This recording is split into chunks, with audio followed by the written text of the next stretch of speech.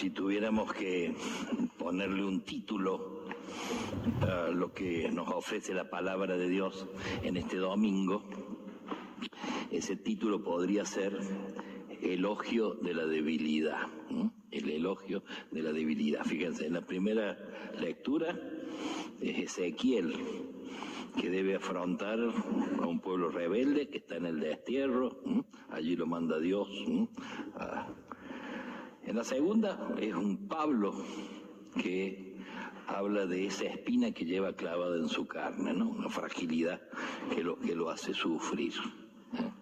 Y en el Evangelio es la experiencia de Jesús, una experiencia de rechazo de los suyos, ¿no? Son tres experiencias de distinta índole, pero las tres son de alguna manera dolorosas, las tres, digamos así, dejan descubierto debilidades, ¿no?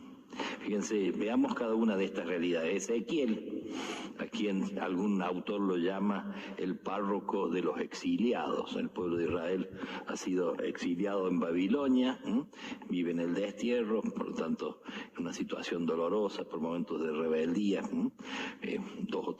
varias décadas viviendo allí hasta volver a Jerusalén, ¿no?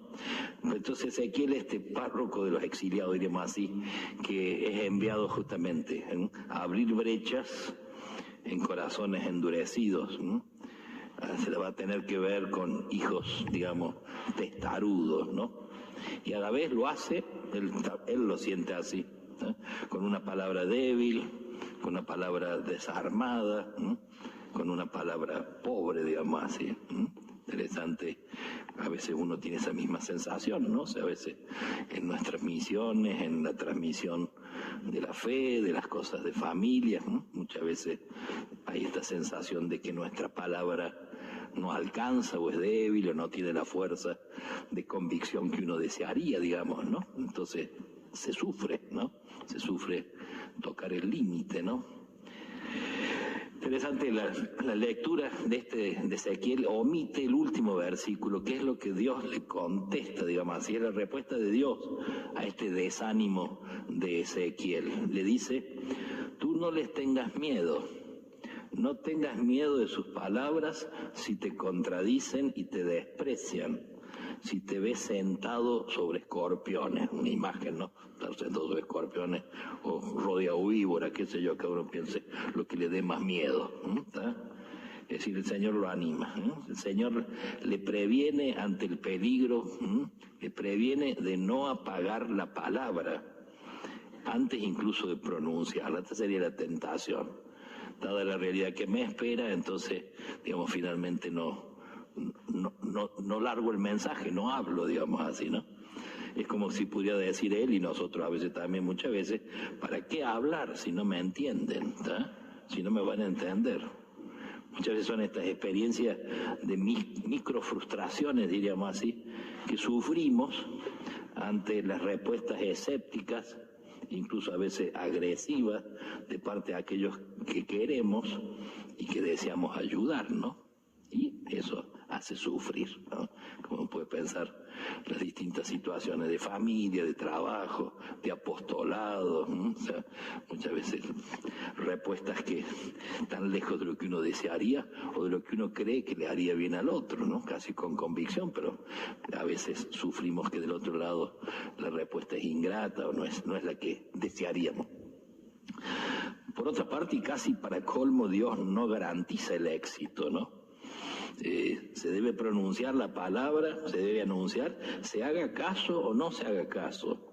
Eso es lo propio del profeta. O sea, la palabra del profeta, su palabra, tiene por finalidad no solicitar aplausos, no conquistar adhesiones, sino que la palabra del profeta muchas veces, y este es el caso, es sembrar inquietudes, ¿no?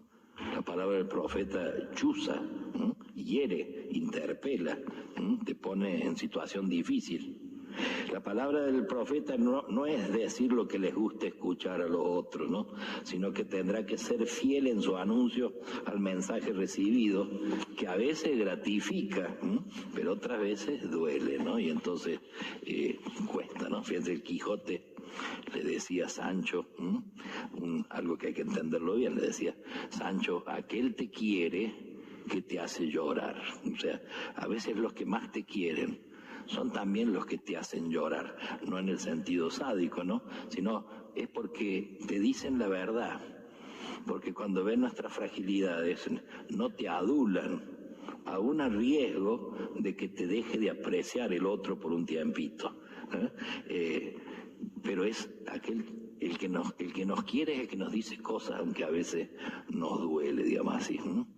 Cuando viene la circunstancia, en el caso del Quijote, Sancho viene agrandado con el cargo de gobernador de la ínsula Barataria, una ínsula piojosa, pero gobernador. Entonces va a verlo al Quijote y el Quijote, hombre sabio, discierne y le pesca la tentación, ¿no? Y entonces le dice, cuidado Sancho, cuidado Sancho, porque estos cargos, estos títulos, te pueden hacer olvidar incluso la madre que te ha parido, le dice, ¿no? Bueno, el gordito, media vuelta y llora un rato con el burro, ¿no? O sea, pero Quijote le dice la verdad, y lo que le dice le tiene que haber dolido, le duele, por supuesto, pero le hace bien.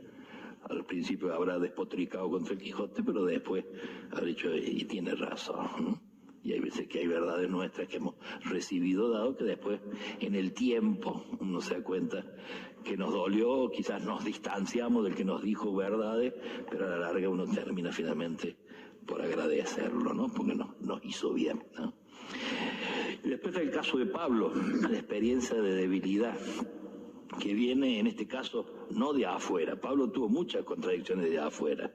De entrada en Damasco, cuando se convierte, lo quieren matar, sale en una canasta escondido.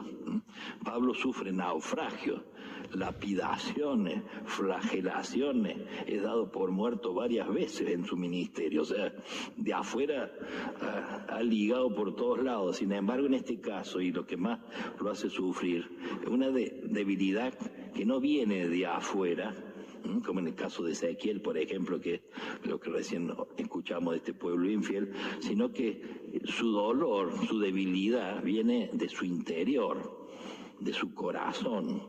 Va a decir él, llevo una espina clavada en mi carne, ¿no?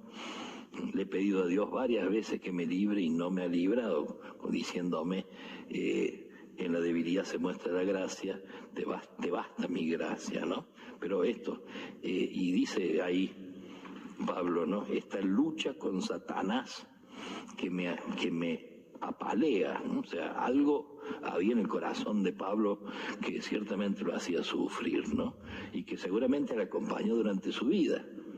Hay cosas nuestras, hay límites nuestros que uno quisiera, y Dios puede hacerlo, y uno puede pedirlo, ¿no? Que el Señor nos libere de un plumazo, digamos, de algunas debilidades nuestras, ¿no? Pero muchas veces, como que Dios nos contesta en el corazón esta gracia de la aceptación, ¿no? De aceptar que a veces puede ser un camino misterioso que Dios permite, ¿no? Interesante, Pablo en este caso es como la imagen del antihéroe, ¿no? O sea, ¿cuál fue esa espina, no? Lleva una espina clavada en mi carne que me hace sufrir. Fíjese, los que estudian a San Pablo, hay más de 100 hipótesis, ¿no? Y de cuál sería la espina que llevaba clavada Pablo, ¿no? Cada uno lo ha estudiado. Algunos piensan que era la fiebre malaria, o sea, una enfermedad que se repite cada cierto tiempo. Otros piensan que posiblemente sufría la tentación de la lujuria, del recuerdo posiblemente de su vida desordenada.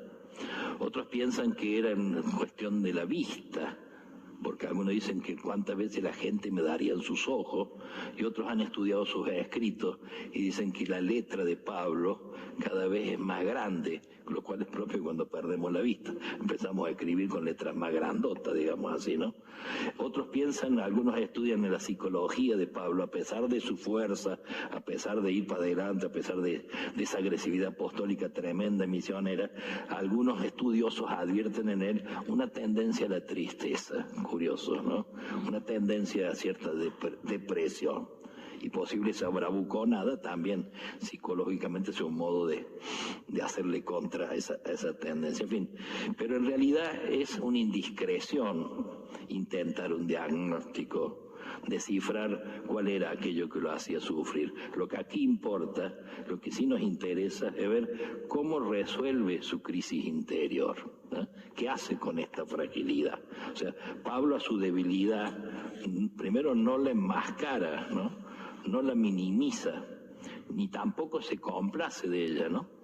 Porque hay veces que de nuestras fragilidades a veces hacemos una especie de complacencia o nos damos corte de nuestras fragilidades frente a los demás, ¿no? Sino que, en el caso de Pablo, sino que a través de la aceptación, que necesita tiempo, es un proceso, hará de esa debilidad un lugar donde se celebra la fuerza de Cristo, ¿no?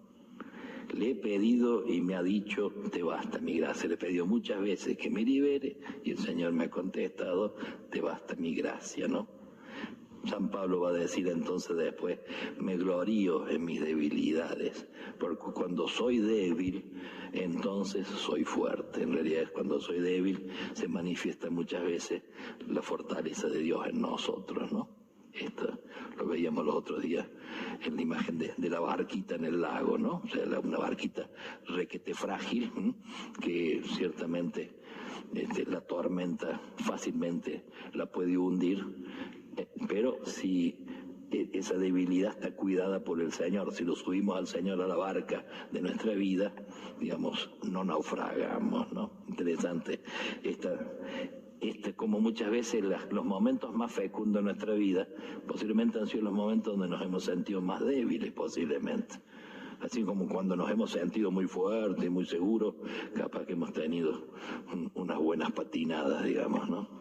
Fíjense, San Roque González, el jesuita misionero del Paraguay, que fundó todas las misiones que hoy, digamos, visitamos su ruina, pues ahí se ve la grandeza de aquellas obras. Roque González, que no era español, sino nacido aquí, le escribía a su superior jesuita y le decía, vivo muriendo aquí y temo perder el juicio, fíjense, enloquecerse, ¿no? Y temo perder el juicio de tantas tristezas, de tantas nostalgias, melancolía y escrúpulos. Y dice, sin embargo, quiero quedarme aquí aunque muera 1000 muertes y pierda 1000 juicios, ¿no?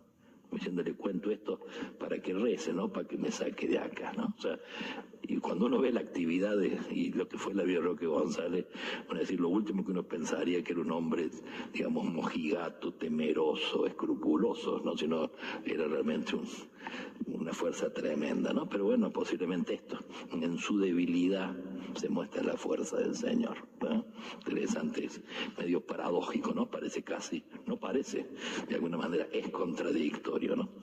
Y yendo al Evangelio, vemos un Señor que tropieza en su casa, con los suyos, con la mezquindad y los prejuicios que genera un escepticismo muy feo. Comienza con la admiración, se admiraban de la sabiduría de Jesús, ¿no? Pero no son, en el fondo terminan por no ser fieles a lo que estaban sintiendo, que era la admiración, sino que empiezan los prejuicios a partir de una palabrita maliciosa, ¿tá? Una palabrita guacha, como decimos en criollo. ¿Y cuál es la frase? Está ahí en el Evangelio. ¿Y este de qué se la da? ¿Y acaso este no es el carpintero? ¿Acaso este no es el hijo de María? ¿No vive en nuestro barrio? ¿Qué se la da con esta sabiduría? Fíjate, esas frasecitas. A veces uno dice, ¿cuántas veces tenemos frasecitas medias parecidas, no? A veces medias palabras, a veces palabritas despectivas que pueden hacer tanto daño, ¿no? Y esto es lo que sucedió ahí. Pasaron de la admiración, pasan al desprecio y terminan deseando matarlo. Fíjense qué contraste tremendo, ¿no? Y todo a partir de un chusmerío, de un comentario barato, ¿no? De una media palabra maldicha. ¿Y este de qué se la cree? ¿Este de qué se la da? Si lo conocemos, si es de los nuestros, ¿no? En fin, al Señor le dolía la falta de fe, no tanto por él, que también seguramente lo sufrió, pues se tiene que haber sentido el desprecio, ¿no? Sino sobre todo por los desconfiados, ¿no? Se perdían las maravillas que él hace con los que confían en su bondad, ¿tá? como que se privan del milagro, ¿no? No pudo hacer allí ningún milagro. Y uno dice en nuestra vida, quizás cuántas veces nuestra desconfianza, nuestro escepticismo, de cuántos milagros nos habremos privado o habremos hecho que el Señor no pueda gestar en nosotros esos milagros cotidianos, no milagros así rimbombantes de cosas externas, ¿no? Sino milagros que son los más importantes, son los milagros que se dan en nuestro propio corazón. Milagros de sabiduría, milagros de misericordia, en fin, lo que Dios trabaja, los milagros del corazón, ¿no? De aquí podemos sacar la primera lección para nuestra vida, decía el padre Faria. O tenemos fe, poquita o mucha, pero tenemos, o somos gente sin fe. O confiamos o no confiamos. O andamos por la vida atentos a los signos del Señor, o salimos a la calle dispuestos a confirmar nuestro escepticismo. ¿Vamos sumando razones para creer o multiplicamos argumentos para no confiar? Somos de los que dicen qué grande es esto que estamos viendo, o vamos a ver cómo termina esto si no es más de lo mismo, ¿no? O sea, a veces la mirada esperanzadora, otra vez la mirada escéptica, ¿no? Fíjense los argumentos de los paisanos de Jesús, sus razones para el escepticismo, ¿no? ¿De dónde con estas cosas? Para los vecinos de Jesús, ¿no? Es una expresión, fíjense, cuando decimos o este tipo, ya en la expresión se manifiesta el desprecio. ¿Qué es lo que era para los paisanos de Jesús? Significaba el carpintero, significaba el hijo de María, ¿no? Interesante. En fin, se resisten a creer, aunque lo estén viendo, que de algunos tipos de personas puedan salir algo bueno o extraordinario, ¿no? Fíjense, lo contrario está en la Virgen. En ella podemos encontrar una actitud de fe totalmente distinta. María es la que ve las maravillas que Dios hace en nuestra pequeñez. Mi alma canta la grandeza del Señor, mi espíritu se alegra en Dios mi Salvador, porque ha mirado mi pequeñez, ¿no? En su propia pequeñez, en la del pueblo fiel, seguramente Jesús aprendió de su madre este modo de confiar en la gente. En sus padres, en la Virgen y en José, Jesús aprendió a confiar en lo mejor de la humanidad, en lo que es capaz de llegar a ser un corazón humano, sencillo como el corazón de José, puro y limpio como el corazón de María. Ellos le enseñaron a confiar en la gente que, como sus vecinos, es capaz de mezquindades, pero también de gran generosidad. Y volviendo a Jesús, es lindo ver que, a pesar que se admira y le duele el escepticismo de su gente, le duele esta respuesta ingrata, sin embargo, no se deja bloquear con esta actitud de la gente, sino que sale. Recorría los pueblos del entorno enseñando, y si en algún lugar no lo recibían, se abría la posibilidad de sembrar la palabra en otra parte. Vayamos a otra parte, decía el Señor, ¿no? El peligro y la tentación razonable del profeta es declarar: es inútil, no sirve para nada hablar a esta gente, ¿para qué tanto esfuerzo, no? Pero el verdadero profeta no le preocupa que falten los oyentes, le importa que no falte la palabra de Dios, el mensaje, ¿no? En fin, fíjense, dice allí, era para ellos un motivo de escándalo, ¿no? Y uno en aquella oración del padre Diego Canales dice: eres y serás para nosotros motivo de escándalo, ¿no? No el escándalo por los pecados, sino el escándalo por vivir el Evangelio, ¿no? Tu humildad, le dice esta oración de Canales, tu humildad, la del Señor, es un escándalo, que siendo el más rico nazcas tan pobre, que el Todopoderoso asuma nuestra debilidad. Escándalo del servicio al último y la cercanía al pecador, de hablar y tratar con prostitutas, de elegir débiles, pobres y negadores, del dejarte tocar por los marginados. Escándalo de buscar y servir y no ser servido, de soportar insultos, de ser juzgado y condenado. El escándalo de llamar bienaventurados a los pobres, a los afligidos, a los pacientes, a los que tienen hambre y sed de justicia, a los misericordiosos, a los de corazón puro, a los que trabajan por la paz, a los perseguidos por practicar la justicia, a los insultados y calumniados por tu causa. Quiero ser escandaloso como vos, en un mundo endurecido que dice no necesitarte. En tiempos de violencia elijo tu escándalo de la paz. En tiempos de confort quiero el escándalo de la misión. En tiempos del afán del tener elijo el escándalo del compartir. En tiempos del sálvate a ti mismo elijo el escándalo de ir en la barca con los que están cansados de vivir, los que piensan que ya no importo a nadie, los desvalidos, los últimos de hoy. Quiero ser escandaloso como tú, Señor.